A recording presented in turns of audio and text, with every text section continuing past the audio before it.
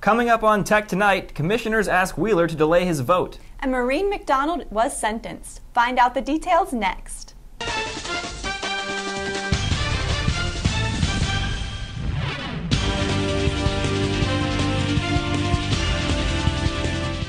Welcome to Tech Tonight. I'm Andrew Oja. And I'm Becky Schumar. An investigation is underway in Paris where 5 drones were seen hovering above the Parisian skyline on Tuesday. Even though the operation of the crafts is banned within city limits, witnesses spotted them flying above the Eiffel Tower, the U.S. Embassy, the Louvre Museum, the Bastille, and the Montparnasse Tower. Police officials have stated that they do not know who was behind the flights and that there is unclear evidence as to whether or not the flights were coordinated. French authorities do not believe that the drones pose an immediate threat to national security, though they are taking measures to counteract the illegal flying of the devices. There is a growing concern over drone operation in France, as sightings near power plants and military installations have increased in recent months. On Friday, former Virginia First Lady Maureen McDonnell was sentenced to 12 months plus 1 day of prison for her 8 public corruption convictions. Last fall, a jury found the McDonnells guilty in a corruption trial that charged them with taking gifts and loans from a vitamin entrepreneur in exchange for favors. In speaking to the judge, she asked him to consider the ordeal she has already endured as a part of the punishment. She stated, quote, "My marriage is broken and my reputation is shattered." She compared Johnny Williams, the man from whom she accepted the gifts, to a snake, saying, quote, "I am the one who allowed the serpent into the mansion. The venom has poisoned my family and the Commonwealth," end quote. Last month, her husband, former Governor Bob McDonnell, was sentenced to 2 years in prison, but a separate court ruled that he can remain free while his appeal is reviewed. The Cranwell International Center and the Campus Alcohol Abuse and Prevention Center hosted their annual spring social in honor of Virginia Tech's international students. Caitlin Murray has more on the story. Hi, I'm Caitlin Murray with Tech Tonight, reporting live from the Old Dominion Ballroom and Squires Student Center. Tonight, the Cranwell International Center and Campus Alcohol Abuse Prevention Center are hosting their annual spring social. The theme for this evening is Love Around the World, celebrating Tech's international students and community. The crowd for the event was diverse, consisting of a wide range of people of all ages from differing cultural backgrounds. Attendance of the sold-out event sat at tables full of Valentine's decorations and drank non-alcoholic beverages provided by Party Positive. A wide variety of diverse, delicious foods was also provided throughout the night. A live band provided the entertainment for the evening. There was also an opportunity for the attendees to take swing dancing lessons from 2 professionals. There are a lot of international students here at Virginia Tech, and this event offered them a chance to feel a sense of belonging in their home away from home. Programming coordinator Rachel Rue explains why this annual spring social was important to have. We have such a diverse international population here, and so it's really nice to bring members of the Blacksburg community out to meet new people, mix and mingle, and just have a great time. Overall, the event was an extreme success, providing the crowd with a pleasant and fun-filled Friday night. I just finished my prelim exams today, so I think it's a good opportunity for me to wind down with friends and, have a good time. Live from the Old Dominion Ballroom and Squires Student Center, I'm Caitlin Murray. Back to you. Thank you, Caitlin. A train crash in Southern California earlier this week left 28 people injured, including 4 who are in critical condition. Authorities have described the scene as a multi-casualty incident. The accident occurred when a Metrolink commuter train collided with a tractor-trailer that was stuck on the tracks just northwest of Los Angeles. Fortunately enough for those on board, the conductor of the train was able to see the truck from a good distance away and began applying the brakes. Though the train usually travels at a speed of around 80 miles per hour, fire officials reported that the train was traveling at a significantly slower speed when it made impact with the truck. A news helicopter circling above was able to show that the truck was reduced to debris upon impact. And the National Transport Safety Board has announced they will be sending a team of experts to further investigate the crash. On February 20th, Squire Student Center hosted Gobbler Night. Claire Rigney has more on the story. Hi, I'm Claire Rigney from Tech Tonight, reporting live from Squires Student Center. Tonight, Squires is hosting Gobbler Nights, a late-night program for Virginia Tech students to participate in fun and safe activities. students and members of the Blacksburg community that attended Gobbler Nights were able to enjoy a night out without having to go far. The theme of the evening was Mardi Gras, so people had the opportunity to create their own colorful masks and have their names written on street signs. I am a communications specialist for Student Centers and Activities, and my name is Sienna Abdullahad. I work in Squires, and that basically includes running Gobbler Nights with the help of VTU and BSA, who host the event. We actually are a sponsor of the event. That also includes managing social media and online marketing for the Department for Student Centers and Activities. A caricaturist and photo booth drew huge lines of people downstairs, while VT Expressions hosted an open mic on the second floor. It's been really successful as far as my standards go. I think as long as students are here, they're having a good time, and they keep coming back, then we're doing something right. Several sponsors, including Foxridge and the Village Apartments, awarded prizes such as gift cards throughout the event, providing a greater incentive for students and families alike to attend. Live from Squires Student Center, I'm Claire Rigney. Back to you. Thank you, Claire. 10 Wesleyan University students and 1 campus visitor were hospitalized over the weekend after taking a party drug known as Molly. 2 required medevacing due to the severity of their symptoms. Molly is a term used to describe a refined form of ecstasy, a synthesized drug also known as MDMA. It can drive up body temperature and cause liver, kidney, or cardiovascular failure. Dr. Mark Nivlin, Chief of Toxicology at Hartford Hospital, said users who believe that they are taking Molly are often receiving different kinds of designer drugs. Health risks are unpredictable because of the unknown ranges of purity and potency. Testing is underway to confirm what drugs the Wesleyan patients took. Nevlin said, quote, "When we see these people in emergency department and they claim to have taken Molly, we don't pay attention to that word anymore. It is commonly not MDMA. We just start from square one and say it's some sort of drug abuse," end quote. Wesleyan University President Michael Roth is urging students to share any knowledge as to who is distributing the drugs. He wrote, quote, "I ask all students, please stay away from illegal substances, the use which can put you in extreme danger. One mistake can change your life forever." On Tuesday, the great state of Alaska became the 3rd state to legalize recreational marijuana use. The measure, which voters approved last November, went into effect on Tuesday. It allows for the possession of up to 1 ounce of marijuana by anyone 21 or older. The law also places limits on the amount of cannabis an individual can grow in their home and bans public consumption along with smoking and driving. Unlike the Colorado system, Alaska still does not have a regulatory system in place to control sales and distribution, though that currently is in the works. While there are currently only 3 states that have fully legalized marijuana, 27 states have approved cannabis for medical use or decriminalized possession of the drug. Oregon and the District of Columbia will be the next 2 states to legalize after both approved similar measures as Alaska's last November. Let's take a moment for our weekend forecast with Chapin Kofod.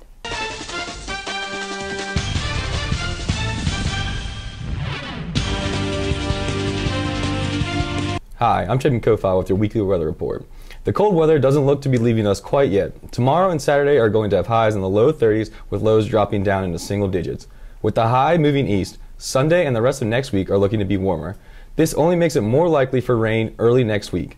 Thankfully, these past couple weeks should be the coldest it'll be all semester. Spring is on the way. Back to you, Becky. Thank you, Chapin.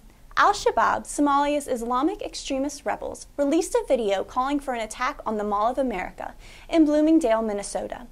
The video is reported to show 6 minutes of graphic images and the terrorists celebrating the 2013 Westgate Mall attack in Nairobi, Kenya, that killed more than 60 people. The video ends by calling on Muslim men to attack other shopping malls in Western countries. The Department of Homeland Security and FBI issued a joint statement Sunday saying that both agencies were aware of the video.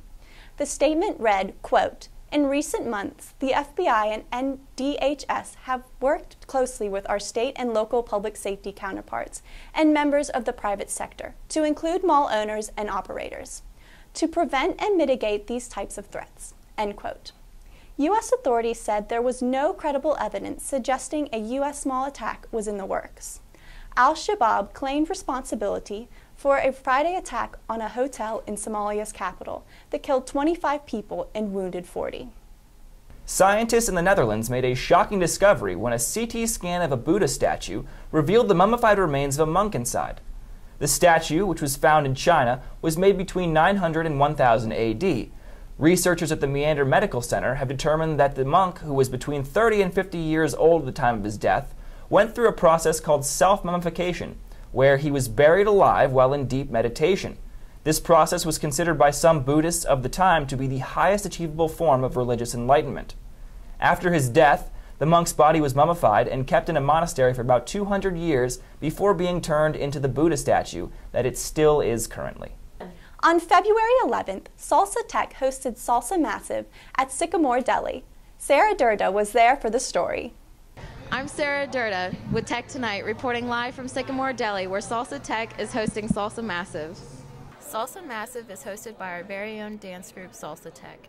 On Mondays, there are free lessons where you can learn how to salsa dance. Additionally, on Wednesday nights, they hold Latin dance parties at the Sycamore Deli downtown. Our Salsa Massives we have them every week. They're basically just salsa dance parties. It's an open bar, or not an open bar in that it's free drinks, but it's an open dance floor at Sycamore Deli. The bar is open for anyone 21 and older, so come and relax, start some light conversation, and learn how to dance a sultry, exciting salsa. Check out their Facebook page to learn times.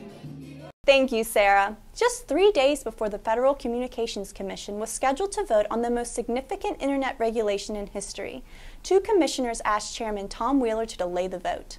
The Republican commissioners Ajit Pai and Michael O'Reilly requested that the 332-page aggressive internet regulation plan be released to the public and allowed at least 30 days to be reviewed carefully by the American people. The commissioners said in a statement Monday, quote, "With the future of the entire internet at stake, it is imperative that the FCC get this right. And to do that, we must live up to the highest standards of transparency," end quote. Traditionally, the Federal Communications Commission never releases proposals for regulation prior to them being implemented. In response to this request, Wheeler tweeted that the FCC had already held a period to review public comment last summer, and that it was, quote, "time to act," end quote.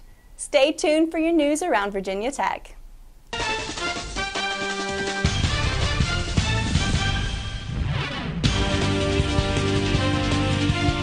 Hi, I'm Allie Littlejohn. And I'm Eva Langelotti with your news around Virginia Tech. The annual Virginia Tech Cadets vs. Civilians Snowball Fight took place on Tuesday, February 17, 2015. The drill field was filled with flying snowballs and fighting to the ground. Even with the temperature dropping below 20 degrees, the student turnout was over double last year's, with almost 3,000 students attending. Some hokey outfits included gorilla suits, bear suits, and even a mankini. There was also a special appearance from the Hokey Bird, who ran around with a GoPro. Not only were the students excited for this Virginia Tech tradition, but our own President Sands participated in his first Cadets vs. Civilians Snowball Fight. He showed his anticipation on Twitter by tweeting, quote, "Consider me drafted and honored to serve as a rookie civilian in this epic annual conflagration. Hashtag Fortress Burris, hashtag Hokies," end quote. With the excitement the Snowball Fight brings, this frosty tradition will continue to be a Virginia Tech highlight. The hit TV show Shark Tank recently featured two of Virginia Tech's engineering graduates. The two graduates, Jack DeFore and Allie Heffern, created the backpack business Taluma Totes and brought their ideas to Shark Tank last Friday night. Shark Tank is known for its panel of tycoons that are presented with entrepreneurs and their business ideas. The two were hoping to get a $110,000 investment from the panel on the show. Although they did not secure an investment, the panelists expressed a lot of interest in the backpack business and noted that with a bit more development, it could become prime for investment. Although it was mentioned that the two could probably charge more than $65 for their totes, they told DeFore and Heffern, "You're a product, not a company." Virginia Tech Snow Club participated in the 4th annual Red Bull Rivals competition at Massanutten Resort on Saturday, February 7, 2015. They went up against JMU, VCU, and of course our rival, UVA. 10 riders from each school attended the event. The Virginia Tech Snow team started training at 5:30 p.m. and the competition started at 6:30. 5 people from every school went through the terrain park for 30 minutes each, in which they showed off their individual skills. The terrain park consisted of a 20-foot high jump, a black pipe, 2 big kicker ramps, an A-frame rail, a C box, and a down box. Each individual score was added to the team score, and whichever team ended with the most total points won. In the end, VT Snow took second place behind JMU. The next competition for VT Snow is the West Virginia Open at Snowshoe tomorrow. Go out and support your fellow Hokies at this even more difficult competition. With the recent weather conditions, many of the lakes and ponds around Blacksburg have frozen over. Last Monday, 2 children went out onto a frozen over pond and ended up falling into it. They were only submerged for about 10 seconds, but found themselves stuck on an island in the middle of the pond alone. The pond was located near the Hethwood apartment complex, where several rescue teams were called in order to help the children. Once both were rescued, they were taken to Lewis Gale Hospital, Montgomery. Neither the boy nor the girl sustained life-threatening injuries. Rapper Lil B came to Virginia Tech Thursday, February 19, 2015 to share his love to the Virginia Tech community. Lil B is a rapper, director, producer, writer, and public speaker. He has over 430 videos on YouTube and 2 mixtapes with over 132 songs. But Lil B didn't come to Tech to rap for the students. He came for his recent college lecture tour.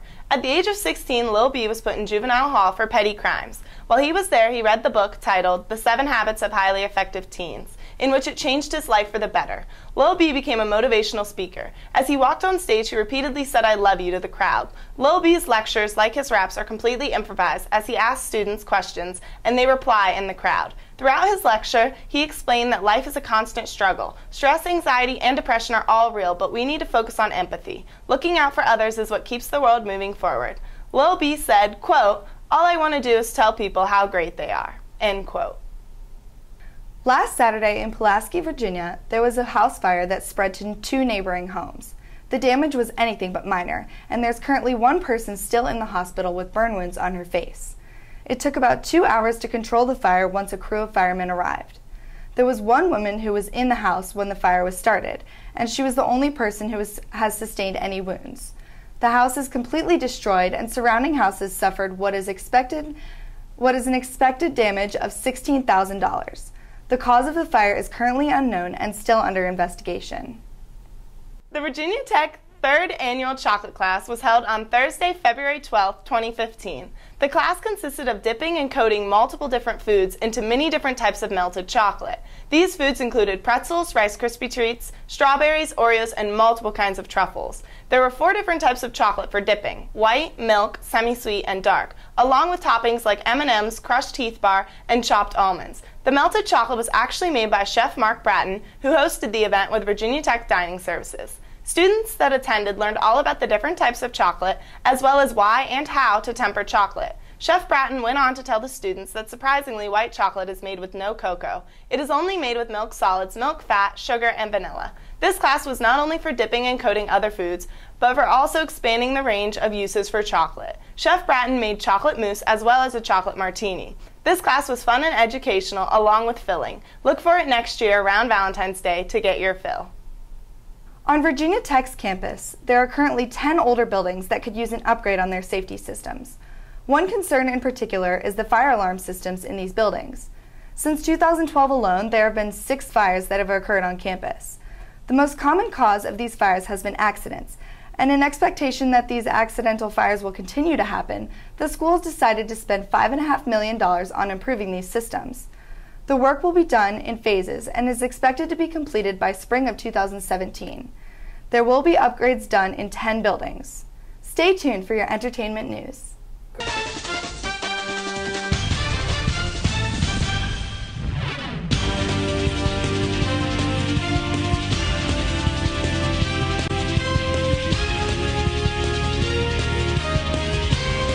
Hi, I'm Ashlyn Webster. And I'm Caroline Cleary with your entertainment news.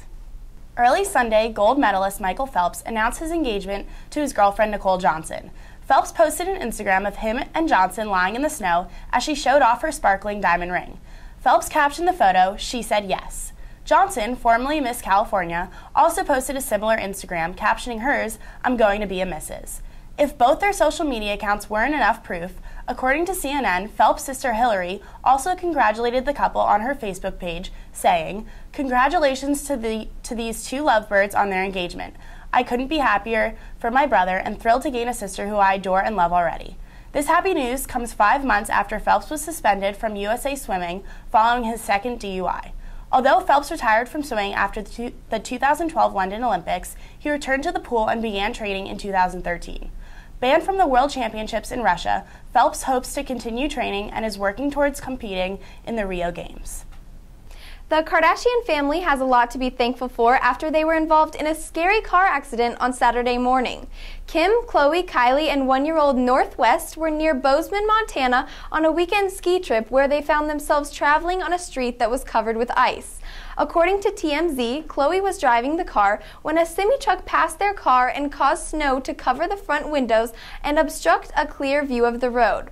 Khloe lost control of the vehicle and they ended up spinning into a ditch. Fortunately, no one in the car was injured, no citations were issued, and the car was not damaged at all. According to Captain Mark Wilfor, this type of accident is called a slide-off and occurs frequently alongside poor road conditions. Kim Kardashian tweeted shortly after the incident, quote, "Thank you God for keeping us safe." Bobbi Kristina Brown's boyfriend, Nick Gordon, announced Sunday that he knows exactly what she needs in order to wake up from her coma. He tweeted saying, "Let me in the hospital to see my girl and let her hear my voice. She will wake up." Gordon has been banned by Brown's family members from seeing her in the hospital. He also tweeted a picture of a new tattoo of Bobbi Kristina's name on his arm, with the caption, "Healing just fine like my baby." Brown has been hospitalized at Atlanta's Emory University Hospital since January 31st after being found unconscious in her bathtub. She is currently in a medically induced coma and has been since hospitalization. Gordon's lawyers released a statement saying, "Nick has been trying privately to do everything he can to see Bobbi Kristina cooperatively. He has respected the family's wishes, and for that reason alone, he has not returned to the hospital and risked a public confrontation. But he desperately wants to be with the one he loves and continues to hope that his request will be granted." Bobbi Brown's lawyers retaliated with a statement explaining that they did give Gordon a chance to see Bobbi Kristina, however, he declined to meet the terms of visitation. They also mentioned that, quote, "Mr. Gordon is not as desperate to see Bobbi Kristina as he wants the world to believe," unquote. The saga is bound to continue, but in the meantime, the main thing to consider is Bobbi Kristina's well-being and hopeful recovery. Kanye West is not someone that knows how to keep his thoughts to himself. The designer, rapper, stopped by Power 106.1 for a Breakfast Club interview on Friday with a lot of interesting things to say. There were a few what the heck moments, like when he joked about Tyga hooking up with Kylie Jenner, or when he stated that he took 30 showers after dating Amber Rose. However, a lot of things that Kanye said in his interview are meaningful and sentimental. First, Kanye commented on unrealistic beauty ideals, saying, quote, "My daughter has a chance of being shaped like my wife, so between this age and the age where she's like that, I'm going to be fighting for that shape to be considered the highest of class, or at least equal to what someone considers a skinny model." Second, Kanye commented on racism by saying, quote, "The first thing we have to do to stop racism is to stop focusing on racism." And last but not least, commenting on his opinion of class welfare, he said, quote, "I was going to London and I was in the first class line and it looked very crowded. I looked over at the coach line for customs and it was completely empty. We went over to the coach line and got through right away, and everyone who was sitting in the first class line that didn't want to lower their class in order to get through faster did not realize that time is the only luxury." The remainder of topics covered in the interview can be found on E! News. Rumors were flying this past weekend as news came out that Emma Watson and Prince Harry were dating. Known as Hollywood's sweetheart and the most eligible bachelor of all time, many were beyond thrilled to hear the gossip. Sadly, the Harry Potter star squashed any and all dreams of the duo becoming a couple. Watson tweeted Saturday saying, "World, remember that little talk we had about not believing everything written in the media?"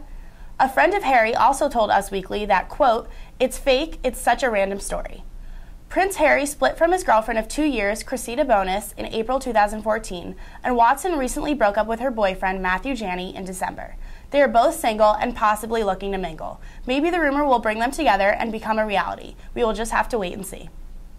Hilary Duff looked chic walking around Los Angeles Friday afternoon, rocking a black and white outfit featuring a graphic tee, flannel, leggings, and sneakers. You would have never guessed by the looks of her that earlier in the day it was confirmed by her rep that she filed for divorce from her husband, Mike Comrie, a 34-year-old retired NHL player. The couple has been split up for 13 months. It is confirmed that Duff filed irreconcilable differences as the reason for their divorce and requested full custody of their 2-year-old son, Luca. According to Duff's rep, the two remain best friends and will continue to be in each other's lives, dedicated to parenting their amazing son. The Oscars were this past Sunday, and they're all everyone's talking about. Neil Patrick Harris hosted the award show and started off with a song and dance accompanied by Anna Kendrick and Jack Black. J.K. Simmons was the first to take home an award for his supporting role in Whiplash. Adam Levine, Common, and Tim McGraw were just a handful of artists who performed songs from nominated films this year. Patricia Arquette won for her role in the film Boyhood, which took an unbelievable 12 years to film. During her speech, she chose to touch upon wage equality for women, which received high praise from Meryl Streep and Jennifer Lopez, who sat front row. It was exactly a year since John Travolta's Adele Dazeem snafu, so him and Idina Menzel presented an award together and joked about his mistake. Lady Gaga was praised by many for honoring the sound of music and singing a medley of songs. She was then greeted by a teary-eyed Julie Andrews on stage following her performance, surprising the crowd. Eddie Raymond and Julianne Moore took home the coveted awards for Best Actor and Actress, and Birdman won for Best Picture. Overall, it was a successful show filled with glamour and excitement. Halle Berry shared a very personal story on Friday at the Unite for Humanity Gala. She was honored for her work with the Genesee Center, which is a domestic violence intervention program in Los Angeles. Berry told cameras that she loves to volunteer there because she was a victim of domestic violence. She said, quote, "I wasn't married to a man that beat me up, but my mom was. I witnessed the horrific abuse at only 5 years old, watching my mother get kicked down the stairs and hit in the head with a wine bottle.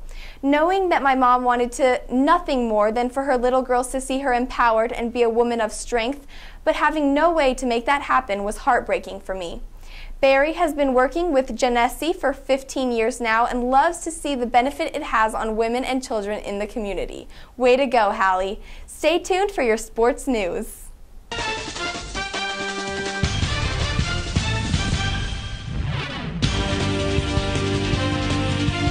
Hi, I'm Lexi Johnson. And I'm Tom Betta with your sports news. On Sunday, February 22nd, the Virginia Tech lacrosse team beat the Coastal Carolina Chanticleers. After a slow start in the beginning, senior Megan Well had a great first half, leading the Hokies with 4 goals and 1 assist. With 8 minutes left in the first half, Meg Bartley drove the Hokies into a 3-goal run. At the half, the Hokies were up 4-2. Again in the second half, Bartley showed her leadership skills by scoring the first goal with help from Collie Bromley. Later, Bromley found another goal scorer to spark another Virginia Tech run. In the midst of the Hokies' lead, the Chanticleers refused to back down. Within 4 minutes, the Chanticleers scored 3 times, putting them back in the game at a score of 8-6. Shortly after Coastal's third goal, the Hokies called a timeout to regroup. Just seconds after the timeout, Will scored her 3rd goal of the game. The final score was Virginia Tech 10, Coastal Carolina 6. The Hokies also finished with a 28-21 shooting advantage. On Sunday, the Virginia Tech women's basketball team lost to Virginia at John Paul Jones Arena in Charlottesville. The Hokies led 38-21 at halftime, but were outscored by the Cavaliers 45-28 in the second half, resulting in a 73-59 UVA victory. Tech's leading scorer was sophomore Vanessa Panousis with 17 points, while junior Hannah Young led on the boards with 7 rebounds. Michaela Vinson led Virginia with 22 points, bringing the Cavaliers' overall record to 16-11. This was Virginia Tech's 14th loss in the ACC alone and 18th overall. The Hokies' record now stands at 10-18. Virginia Tech will finish up their regular season this Sunday, March 1st, versus Boston College at Conte Forum in Chestnut Hill. The Hokies softball team spent last Sunday at the East Carolina Pirates Invitational in Greenville, North Carolina. On the final day of the Invitational, the Hokies beat ECU 4-3. In the first inning, both Katie Smith and Kelsey Merica had a sacrifice fly that ultimately put the Hokies at an early 2-0 lead. In return, the Pirates ran in 1 in the first inning, and by the 4th inning had a slight lead at 3-2. The Hokies came back in the 5th inning, tying the game 3-3. Then, in the 7th, the Hokies scored one last run that put them in the lead for the second time. But it still wasn't over. At the bottom of the 7th, the Pirates had runners on both second and third base, but junior Maggie Tyler shut it down with 2 strikeouts and a pop-up in the end. It was a very exciting win for the Hokies, and even more exciting for senior Lauren Gaskell, who scored a run in her first inning, which gave her 151 runs for her career and tied her with Bronwyn Blair for the most in school history. The Virginia Tech men's golf team is currently in 3rd place at the Puerto Rico Classic in Rio Grande, Puerto Rico. The 3-day 54-hole tournament is being played at the 6,092-yard par 72 river course at the Rio Mar Beach Resort and Spa. The Hokies shot an opening round 1 under par 287, with senior Scott Vincent holding the individual lead. Vincent carded a 5 under par 67 and has a 2-stroke lead on 5 players, including number 7 ranked Robbie Shelton of Alabama. Senior Trevor Cohen, ranked 32nd nationally, is tied for 7 at 2 under par 70, 3 strokes behind Vincent. This event has attracted one of the strongest fields in collegiate golf, including top-ranked teams like Georgia, Alabama, Clemson, UNC, and Oklahoma.